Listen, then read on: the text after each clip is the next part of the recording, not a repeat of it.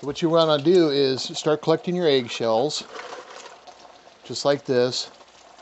And we're going to put them in the oven here in a minute after I get done eating. All right, so the next thing we're going to do here is we're going to take our eggshells. We're going to put them into some kind of a pan. I'm just going to use a bread pan because I got a bunch of them. It doesn't really matter what it is. We're going to turn our oven on to 350. We're going to drop these in and put them in the oven. With Cake Improved. So all we're looking to do here is heat these up, dry them out a little bit, turn it on, let it preheat, and then just turn it off as soon as it hits temperature. That'll be enough. All right, let's get these out of here. They're ready. And that's what you're basically looking for. You want them dried out, kind of, they'll be extra crunchy. So the next step that we're going to do here is we're going to grind these into a powder. You can actually do it this way if you don't have a good food processor or something. All right, so we're just going to crunch these up.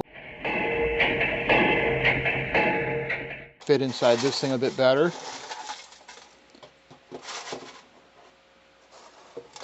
Put them in. Got them in there with the lid on. We're just going to put it in. This is a little magic bullet. It could be a food processor, it could be a regular blender, really anything you have. It could be your hands if you want to crunch it up enough. It doesn't really matter. This just makes the next step work a little bit faster. Now, Sugar Crinkles, the sugar rice treat that's just right sweet, is proud to present Gunsmoke. All right, so what we got here, we've got a bunch of calcium carbonate. If your system runs acidic below 7, you could add this directly to it. Now it'll take a little while for it to break down in the system, and that's why we're going to make an acetate today. But you could directly put this into the system if you didn't have any vinegar or the next steps here. So this is a simple process. All we're going to do, we're going to take some clear white vinegar. We're going to fill this jar about halfway.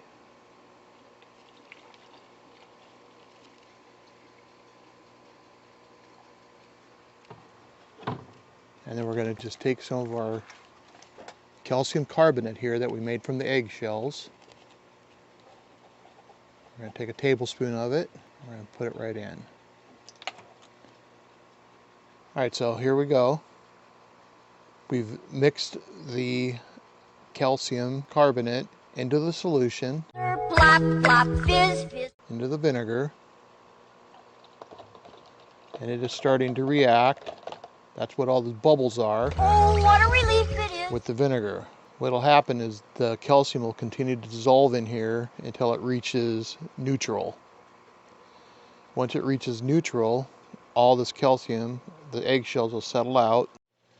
All right, so it's been about 3 days since I've come back to this, and as you can see, the reaction here is completely stopped.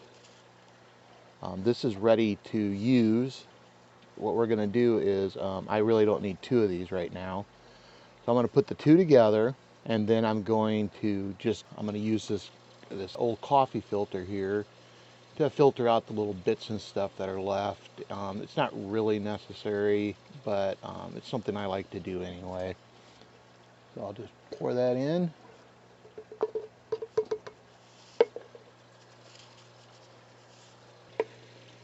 Okay. So I'm just going to take this and put it like that and just slowly dump that in. It'll the coffee filter will strain this out, getting all the little bits and pieces out, and the finished product here is plant available calcium acetate made from eggshells vinegar. Alright, so when I'm using the acetate here, I'll use about a couple tablespoons for every 5 gallons in a system about this size. So that's basically all there is to it. You can add more if you need more. It's just, kind of start slow, add a little bit, see how your plants are reacting to it. I always try to add a little Epsom salt, a little magnesium, along with the calcium.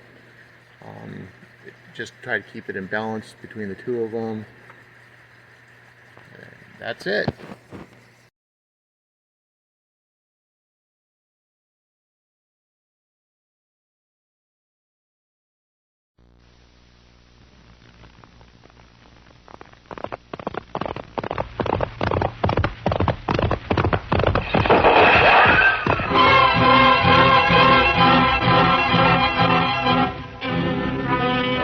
Dodge City, into the territory on west, there's just one way to handle the killers and the spoilers, and that's with a U.S. Marshal and the smell of gun smoke.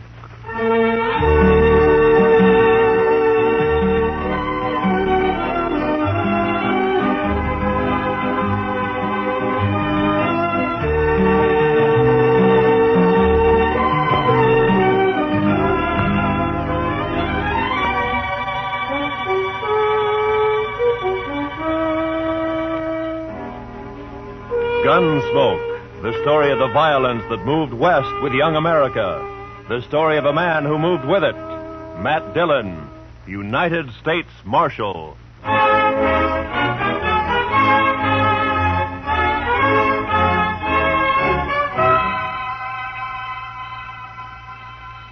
Wanted for murder.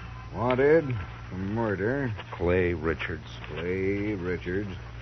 Age 31. Height 6 feet. Eyes brown. Hair red. Eyes brown, hair red. Hey, how'd you like me to print his picture on these notices? I got a woodcut. Well, let me show you. Ernie! Yeah? Fetch your Marshal a copy of that front page. Interviewing Clay's wife yesterday, I noticed a tintype on the mantel, their wedding photograph. So, first thing you know, I snitched it. It's very thoughtful. Yeah, I'll take it, Ernie. Here. And then I propped it up in front of me and carved me this woodcut. Ain't she prime? Ain't she just elegant? Real elegant. Good likeness, don't you think? Of course, he was 7 or 8 years younger with the tintype. Yeah, it's a good likeness. That's his hair shorter. Doesn't show what makes a law-abiding man like him try to rob a bank. Doesn't look like a man who murdered an old cashier and a Chinese cook who just happened to be Sure sweated there. over it, though. But it's a good likeness. Yes, sir, it is. A picture like this sure dresses up the front page, don't it? Yeah, it's a little masterpiece, Mr. Hightower. A notable contribution to the culture of Dodge City. Well, thank you, Marshal. Does fetch the eye, don't it? I'm printing an extra 500 copies of the weekly, and I bet I sell 'em all. Too bad the cashier's shot went wild. If he'd managed to kill Clay or even wing him, why, I bet I could sell 1,000 extra copies. We must be thankful for the blessings we do receive, Mr. Hightower. Oh, I am, Marshal, I am. Why, just before it happened yesterday afternoon, I didn't know what I was going to fill my columns with, and then, like manna from heaven, 2 murders and a bank robbery. Attempted bank robbery, Mr. Hightower. He turned and ran before he got his hands on so much as $1. Yes. Still, as you say, like man. Dillon, I I'm talking business. What is it, Chester? Well, it can wait, I guess, Mr. Dillon. Yeah, print Clay's picture on those notices, Mr. Hightower. Now, where were we? Eyes brown, hair red. Oh, yeah. Also known as Red, Bricktop, and Sorrel. He didn't answer to no other nicknames, did he? No, that's what they called him. All right, then in big letters, $400 reward. Dead or alive. And at the bottom, apply Matt Dillon, Marshal, Dodge City. Print 200 copies. How soon can I send Chester over for him? This afternoon. Good morning, Mr. Hightower. Chester?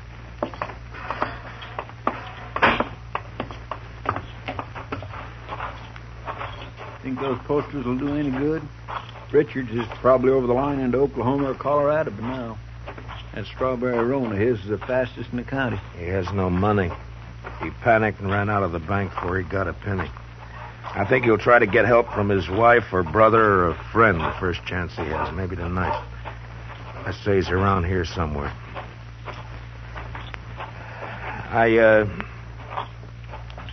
I'm sorry I turned on you like that, Chester. Why, that's all right, Mr. Dillon. Out all night with a posse, no sleep, man's bound to get touchy. No, it's not that. It's the way... It's the way people use a thing like this. The men riding posse last night, they enjoyed it as though they were hunting fox or possum. Hightower back there, he acts like it was a birthday treat, specially gotten up for him. Everybody finds a way to use it. What was it you wanted to tell me? Oh, I got a kid, a little boy, locked up in the cell. Run away from home back in Cottonwood.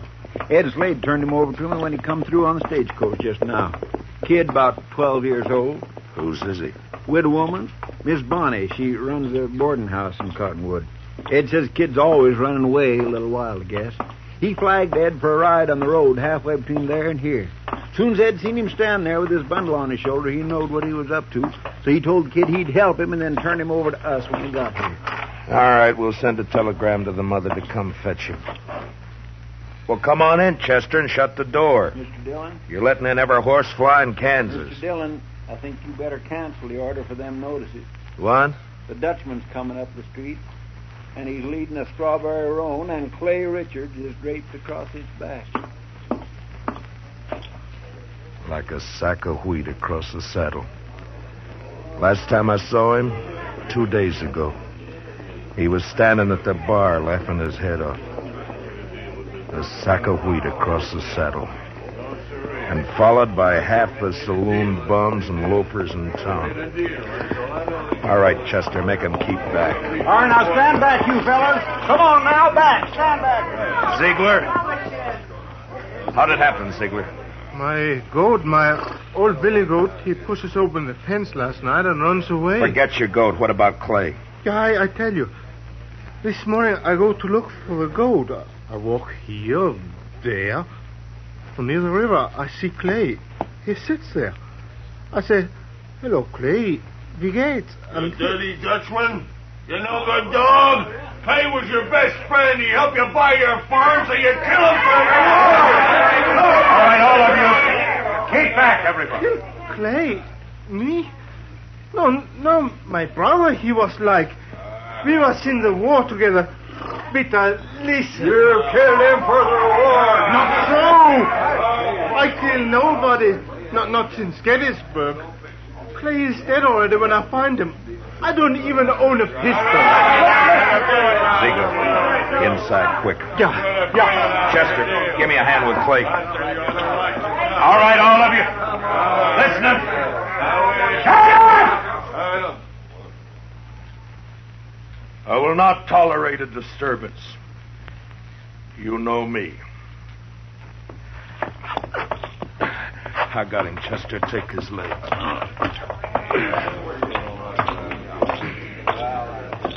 All right, kick the door shut. Marshal, I don't kill Clay. On this table, Chester.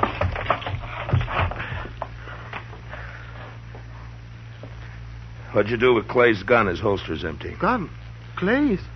I ain't got it. I don't even own one. Chester, see if it slipped out. His holster was empty coming up the street. First thing I noticed. Maybe it's over on the... Another customer? Why, that's 3 in less than a day.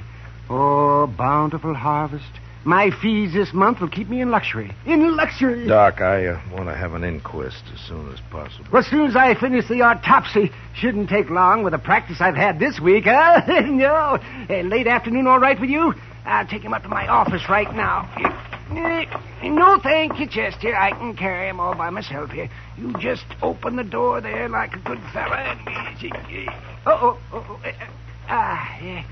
Yeah, Marshal, tell the city fathers I'd like to make a deal when the corpses are as famous as this one. Back in 53 in San Francisco, a fellow I knew earned a fortune exhibiting the head of Joaquin Murrieta. Tell them if they'll let me keep the remains, I'll do the autopsies for nothing. Shut the door, Chester. Ziegler, where is it you met Clay on the river? By the fort. This side by the fort. Ride out there, Chester, and see if you can find Clay's gun. Maybe he dropped it when he was shot. I did not shoot Clay. Sure. I did not. I had no reason to. I did not. Now, you listen to me. Maybe you think Dodge has got so big I don't know about everything that goes on here. Well, if you do, you're wrong. If you think I don't know about the bank having an overdue mortgage on your farm, you're wrong. $400 is reason enough for a struggling farmer like you. No. Could not do such a thing. I am a human being. To a peace officer, Ziegler, that's enough grounds for suspicion. But whether you did it or not will be decided at your trial. In the meantime, you just stop yammering about it. Trial? Me? Even when I shoot somebody, I stand trial. If they find it's justifiable homicide, and they probably will, Clay being a wanted man, then they'll let you off. And if not... Please, I am permitted to go now. Go. Are you crazy? I found this stock. I must look after it. You sit right down. You want to be lynched? You're trying to get yourself murdered? Have you forgotten about Clay's brother, Adam? Adam would not believe I shot him. What difference does it make whether he believes it or not? His brother's been killed. Everybody's looking to him to do something about it, and he knows it. You want me to guess where he is right this minute? He's in one of them saloons lapping up courage to come in here and ask me to give you to him for a present. You want to know who's with him? Every loafer, every bum, every slob in town. Slapping him on the back and telling him what a shame it is. Egging him on to kill you so that they can have some excitement and some fun. Well, maybe you deserve killing, but it's my job to uphold the law, and I'm not letting you out of here. But I tell You might that... spend your time trying to think up a better story. That is, if you intend to stay in this town. All right, now think back. Didn't Clay go for his gun before you shot him? I tell you, I didn't. If I'm not under arrest, you have no right to keep me here. I got to look after my farm. I go. All right, Chester, lock him up. Yes, sir, Mr. Dillon.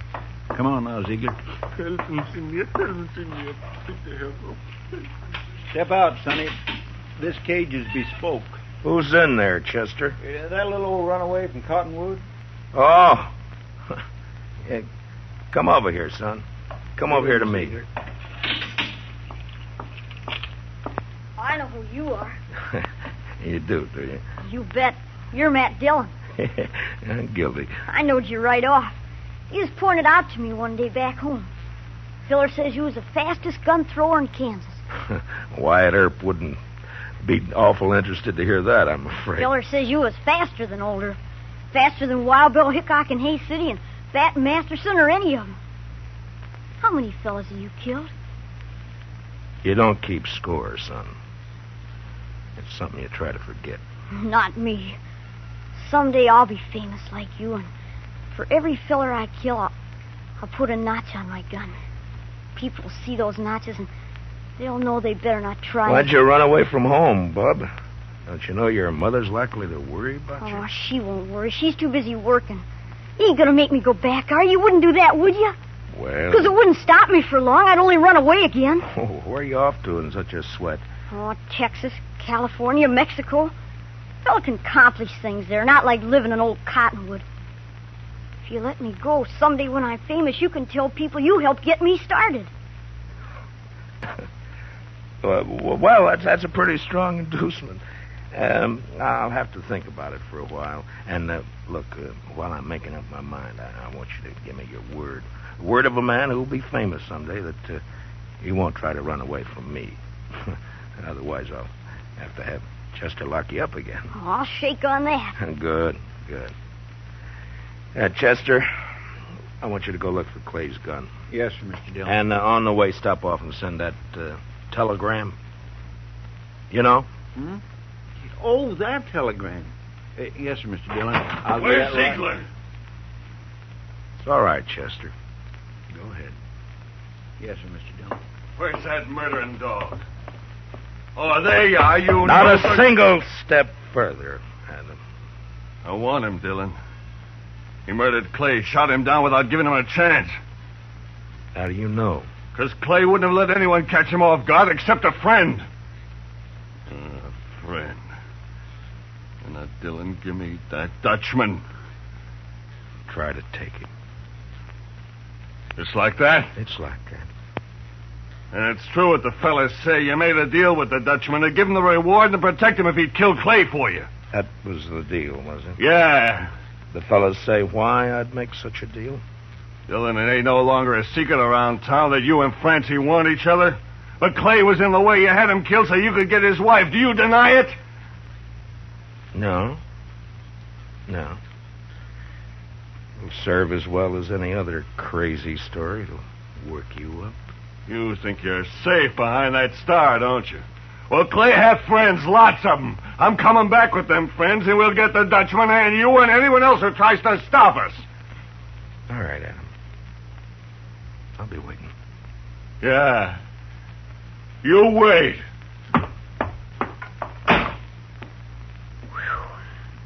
I almost seen something pretty just then, didn't I, Mr. Dillon?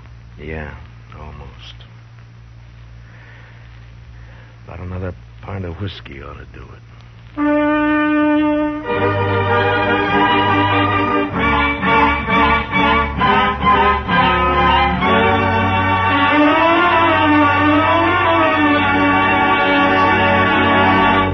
We will return for the second act of Gunsmoke in just a moment, but first, many radio shows win high popularity with the prizes and cash they give away, but there's one show that's tops because the head man gives away as little as possible. What other radio program could it be but the Jack Benny Show? So be listening.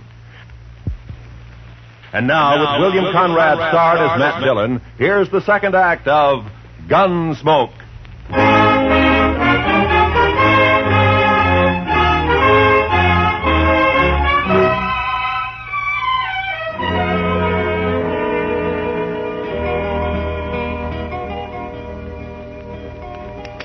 Son?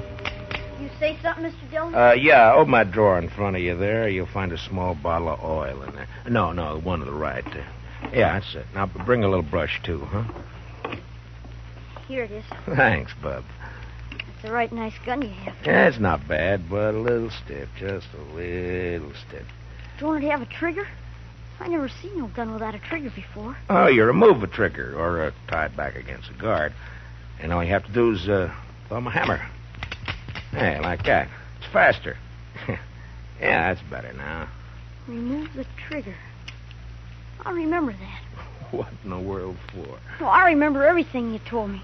About the Texas holster and the spring holster and the double roll and filing off the sight. It's just me, Mr. Dillon. Oh, any luck, Chester? No, sir, not any. I went to the store first and asked Mr. Denton what kind of ammunition Clay Richards used to buy, and he told me Clay had a double-action .44. I scoured that riverbank a half-mile each way from the ford, and not a sign of it. I got that telegram off. You know who ought to be here pretty soon. It's only 7-8 miles from... Is there a fire in town? Funeral services for Mr. Grinnell, the cashier. So soon? It's awful hot weather. Yeah. Any of your guns need oiling, Chester? I don't think so. You sure? When Adam left, he said he'd be coming back with some friends. I know. I stopped at the Oliver Gantry just now to rinse out my mouth. Adam was there talking mighty ugly and mighty big. He's got a sizable following. When do you think? Any minute now, Mr. Dillon. Want me to take Bub out of here to one of the hotels, maybe? I want to see No, it. I think you'll be safer here, Chester, behind stone walls and dodging about the streets rubbernecking. You keep your head down, Sonny. You hear? There's a... Matt, I gotta talk to you. She ought to be in mourning. If she cared for Clay at all anymore, she ought to be in black. Matt. Oh, Lord, I find her more beautiful all the time. Matt, have you heard what they're saying? What are they saying, Francie? That you and me, that you made Pete Ziegler kill him because I'm sorry that got back to you, Francie. It's all over Dodge. Adam almost strangled me before they dragged him off. Francie, I didn't shoot Clay. Francie, I beg you, believe me. Shut up, Ziegler. Shut Shut up or I'll club you to death. Francie, it's just one of those crazy stories. They needed one, and they made one up. But, Matt, everyone believes it. On my way down here, people were pointing, whispering. Old women clucking their tongues at me. They believe it. They'll forget it as soon as this is over. They'll remember that even if we once did go with each other, it was finished and done with even before the war ended, before you even met Clay. No, they won't forget it. For the rest of my life, as long as I stay here. Hold it a minute, Francie. Yeah, Doc, what is it? Am I interrupted? What is it, Doc? Our Topsy's finished. I examined his liver and lights, his... This is Mrs. Richards, Doc. Oh, I beg your pardon, ma'am. I'm sure I meant no disrespect for the departed. Well, Clay was shot all right, but from the nature of the wound and the coagulation of the blood, I'd say it happened sometime yesterday. I'd say the cashier's bullet didn't go wild after all. how could a dead man gallop away? Well, the wound wasn't what killed Clay. The ball hit the rib case and bounced off. .22 caliber it was. What did kill him was the stab in the back, right through the spine, inflicted sometime this morning. Now, near as I can judge, by a small blade, 2 or 3 inches long. It could have been a Barlow knife. Thanks, Doc.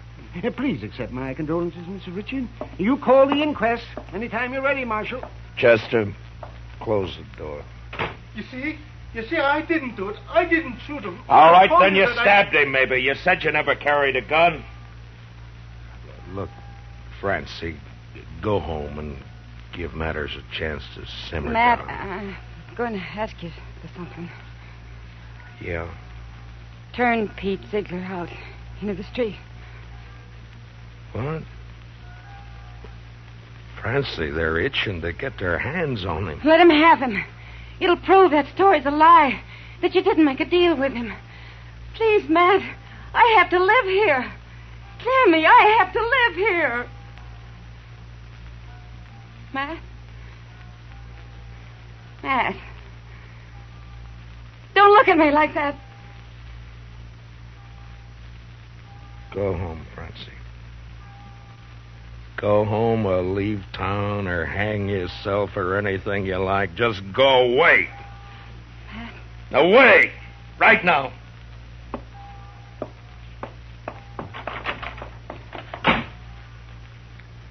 I bought me a bottle at the Alfregans, Mr. Dillon. Would you care for a drink? No.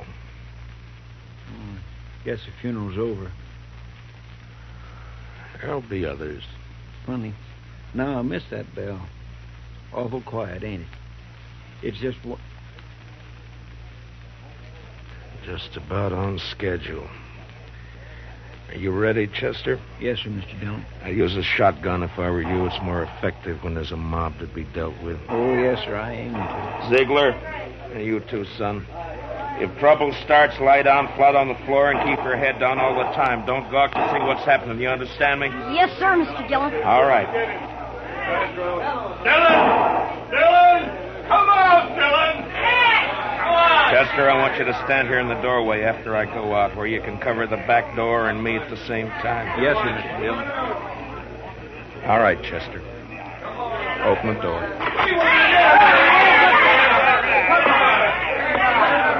Come on now. It's my duty to warn all of you that you're in the breach of the peace. I've sworn to uphold the law. I've killed men in order to do it, and I'm prepared to do so again. Give us a Dutchman, Dillon. Men! I ask you to be sensible and to leave quietly.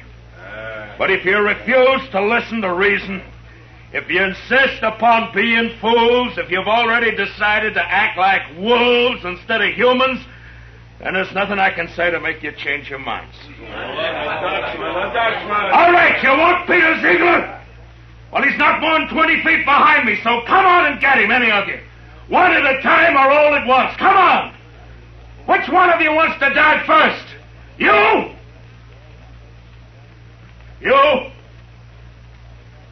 You, Adam? Well, what do you say, Adam? You let him here. Don't let this star on my coat stop you. Come on. There, I'm not wearing it now. Well, come on, draw, Adam, draw!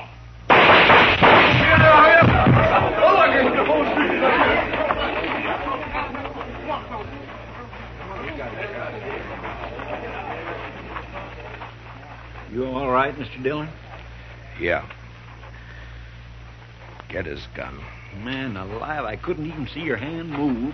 Marshal! Oh, don't tell me. Don't tell Doc, me. you make one single funny remark and I'll knock you down. You just take him to your office and get to work. Well, I never do mean to offend, Marshal.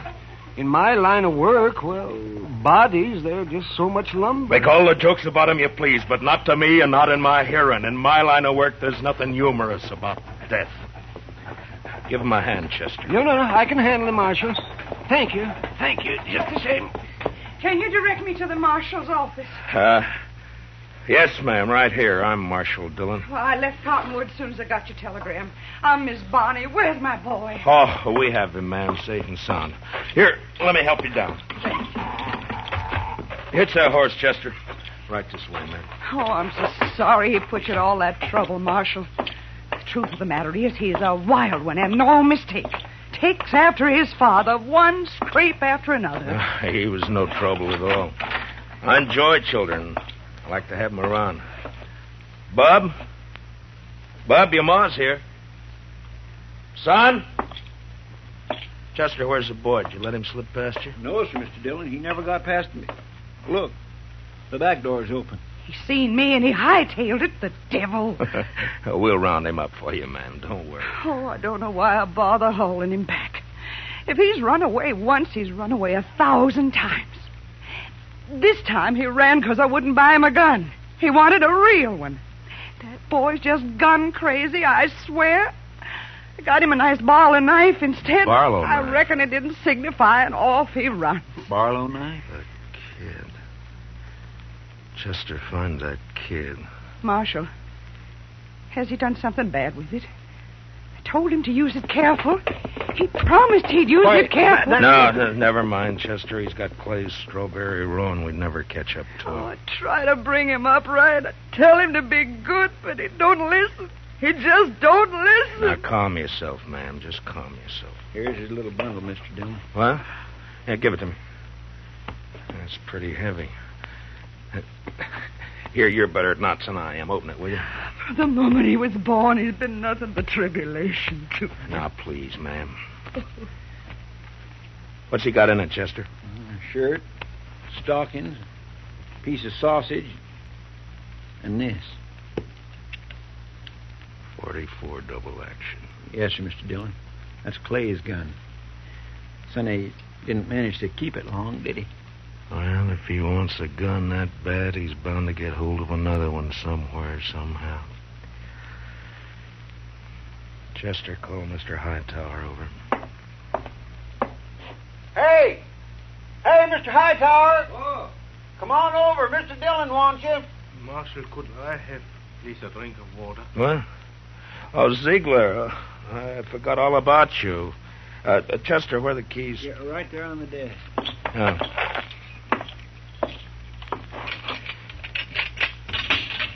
There we are. It'll be safe for you to go home now. I can go back by the farm. Yeah, that's right. I'll send for you for the trial. Oh, danke schön. Danke schön. Watch where you're going, you dumb... Bitte, excuse me. Bitte. Yes, Marshal. Mr. Hightower, it appears that we can do business after all. Get some paper and a pencil. I want some notices printed. Fire away. Wanted for murder. Wanted for murder. What's the boy's name? Bonnie. William Bonnie. William Bonnie. William Bonnie. Age 12. Height about 5 feet. Hair light, eyes blue. Mm-hmm. I don't suppose he's known by any other name. I know. Everybody just called him Billy. Or the Kid. Also known as Billy. The Kid.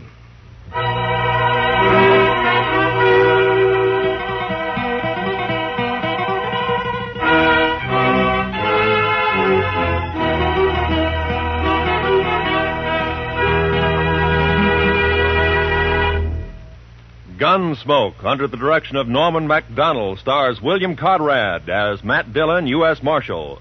Tonight's story was specially written for Gunsmoke by Walter Newman, with music composed and conducted by Rex Corey. Featured in tonight's cast were Don Diamond, Parley Bear, Harry Bartell, and Howard McNair, with Richard Beals, Paul Dubov, Georgia Ellis, and Mary Lansing. Join us again next week as Matt Dillon, U.S. Marshal, fights to bring law and order out of the wild violence of the West in Gunsmoke.